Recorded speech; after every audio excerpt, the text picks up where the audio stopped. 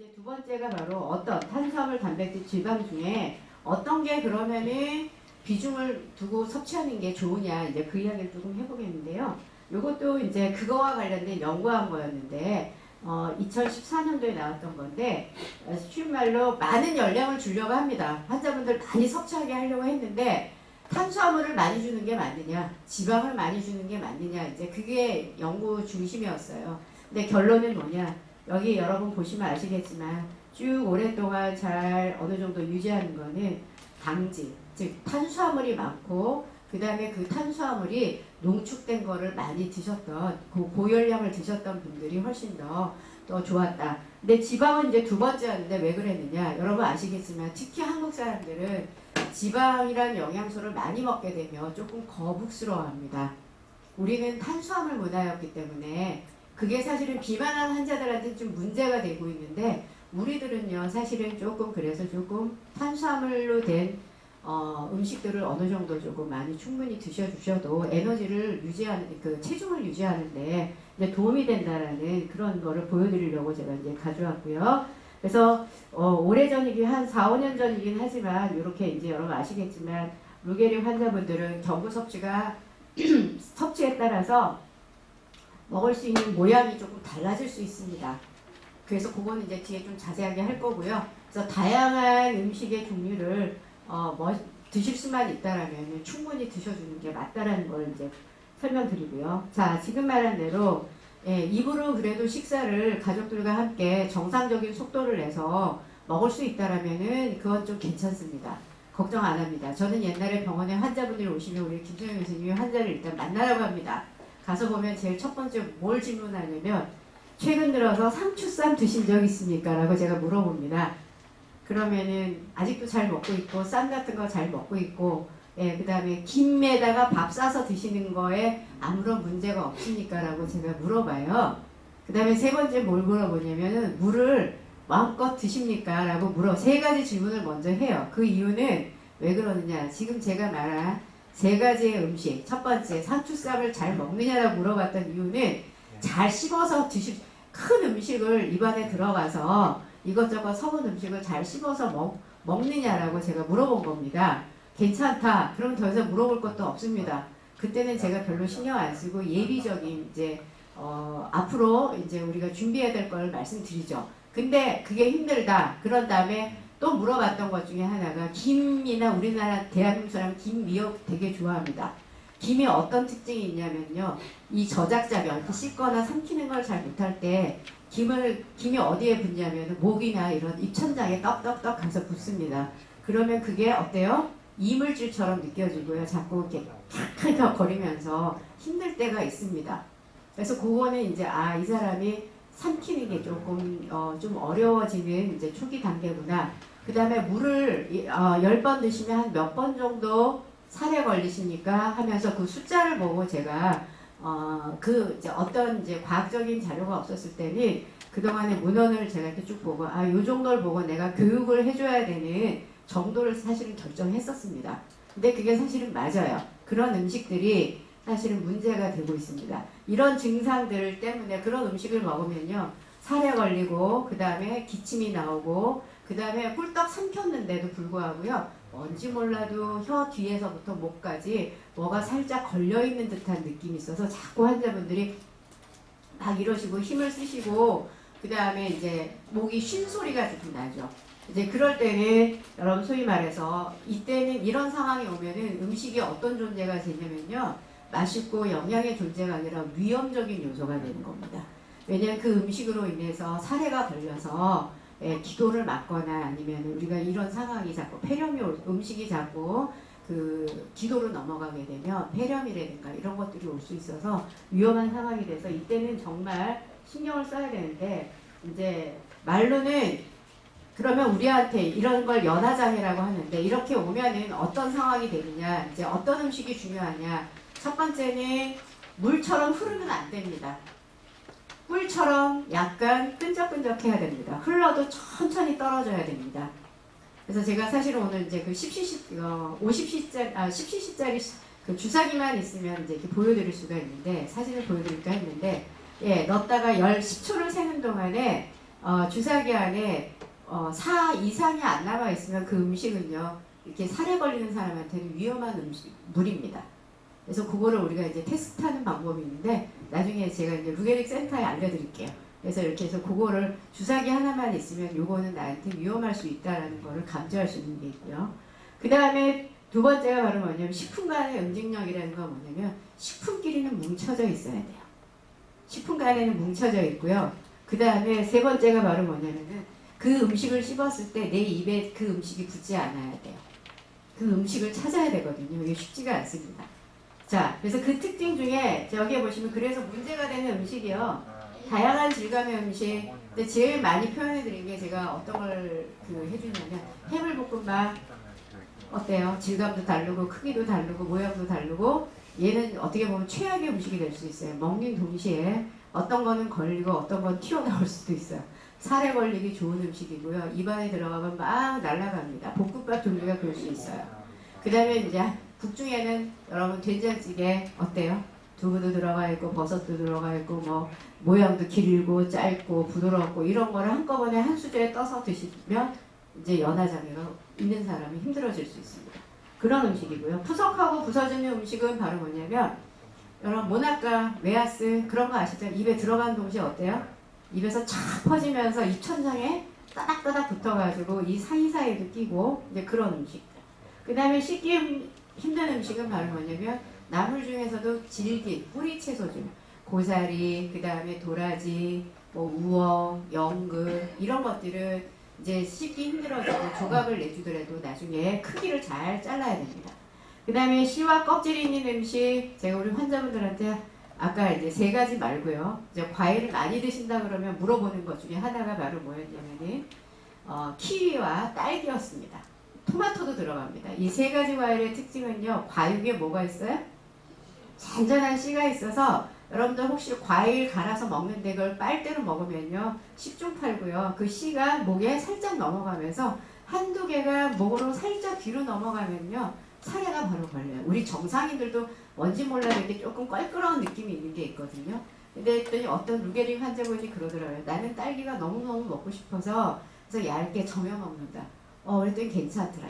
얇게 무채 썰듯이 절게 해서 그래서 딸기를 드셨다고 그래요. 그래서 어떻게 보면 그 방법이 맞을 수도 있어요. 혀로 살살살 이렇게 눌러가면서 천천히 드셨던 게 이제 맞을 수가 있고요. 그 다음에 여러분 키위 같은 경우에는 그 안에 또 씨들이 먹으면서 경우에 따라 그 연화장애가 심하신 분들은요. 그게 장애가 될 수가 있고요. 토마토 사람이 몸이 아프면 제일 많이 먹는 게 토마토 주스, 토마토를 굉장히 많이 먹는데 그 토마토 안에 있는 씨들이 그 다음에 껍질들이 이렇게 장애를 가져올 수가 있습니다. 그래서 조금 조심해서 먹어야 되는 거, 목에 잘 붙는 음식, 우리 인절미가 조금 떡 중에서도 이런 것들이 조금 문제가 될 수 있고요. 그래서 우리가 제일 중요한 건 바로 뭐냐면 농도라든가 질감이 일정해야 되지만 제일 필요한 게 바로 이거예요. 문제가 생겼을 때 쉽게 몸 밖으로 빼낼 수 있거나 제거할 수 있어야 돼서 크기가 중요합니다. 그래서 제가 크기 이걸 조금 더 세분화하다 보면 우리 이제 많이 이용할 수 있는 게 조금 안전한 게 계란찜 같은 경우에 잘 이용하시면 좋을 것 같고요. 그 다음에 뭔지 몰라도 좀 갈아가지고 마요네즈나 이런 걸로 이렇게 버무려 주면은 우리 왜 메쉬도 그러니까 감자 으깬 거 있잖아요. 감자 으깬 거 거기다가 이제 마요네즈 잘 버무르면은 약간 기름칠이 돼야 어때요? 쑥 하고 좀 넘어갑니다. 그래서 그렇게도 해주고 생선도 생선 살은 꼭 그지 그럴 필요가 없어요. 혀에 들어가도 잘 이렇게 뭉쳐져 있는데 왜 살 중에 보면 대구나 이런 것들은 어때요? 아무리 끓여도 약간 뭉쳐져 있잖아요. 근데 이게 어떻게 보면 갈치나 이런 거는 어때요? 이게 좀 흩어지는 그런 살이 있잖아요. 그 살 정도에 따라 좀 다른데 그래서 동태살이나 이런 것들을 이렇게 잘 졸여 놓으면은 덩어리 잘 사이즈 좀 작게 해가지고 드시면은 아무런 문제가 없습니다. 그래서 뭐 그 다음에 이제 치즈 케이크도 약간 이렇게 젤라틴화 되어 있는 것 이런 것도 많이 드시면 칼로리도 많이 우리가 섭취할 수가 있고요. 그 다음에 이제 죽은요 묽으면 안 됩니다.